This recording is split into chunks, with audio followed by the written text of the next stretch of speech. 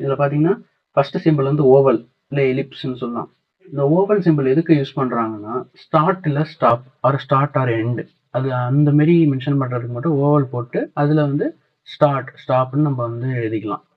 அடுத்து வந்து ஆரோ, இந்த மாதிரி ஆரோ பாயிண்ட் பண்ணுதுல அது டவுன் ஏரோவோ இல்லை ரைட் ஏரோவோ லெஃப்ட் ஏரோவோ அப்படிங்கிற மாதிரி போட்டுக்கலாம்.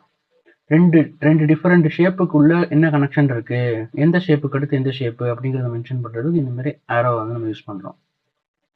Next parallelogram. நம்ம இது எல்லாமே படிச்சிருக்கோம், ஸ்கூலில் கூட படிச்சிருப்போம். பேரலோகிராம்னு ஒரு ஷேப்பு மேக்ஸில். சேம் தான் இங்கே. ரெக்டாங்கிளே கொஞ்சம் வந்து சைடில் சாஞ்ச மாதிரி இருந்துச்சுன்னா அதான் பேரலோகிராமு. இதை இதை எதுக்கு யூஸ் பண்ணுவோம்னா அந்த அல்காரிதமில் நம்ம யூசர்ட்டேருந்து ஏதாவது இன்புட் வாங்கினாலோ இல்லை நம்ம ஏதாவது யூசருக்கு அவுட்புட் கொடுத்தாலோ அதை வந்து பேரலோகிராம் ஷேப்பில் வந்து மென்ஷன் பண்ணுவோம். அடுத்து ப்ராசஸ் ஏதாவது நம்ம அல்காரிதம் பண்ணுது அப்படின்னா அதை வந்து ஸ்டெப்பை வந்து நம்ம ரெக்டாங்கிள்குள்ளே போடுவோம். ஸோ அதுதான் வந்து அதோட யூஸ். ரெக்டாங்கிள் எதுக்குன்னா ப்ராசஸ் இண்டிகேட் பண்ணுறதுக்கு. அடுத்து ஃபைனலாக வந்து ராம்பஸ்ங்கிறது ஒரு கிட்டத்தட்ட ஸ்கொயர் மாதிரி இருக்கும், ஆனால் அதை வந்து அப்படியே ஒரு 90 டிகிரி டில்ட் பண்ணியிருப்பாங்க.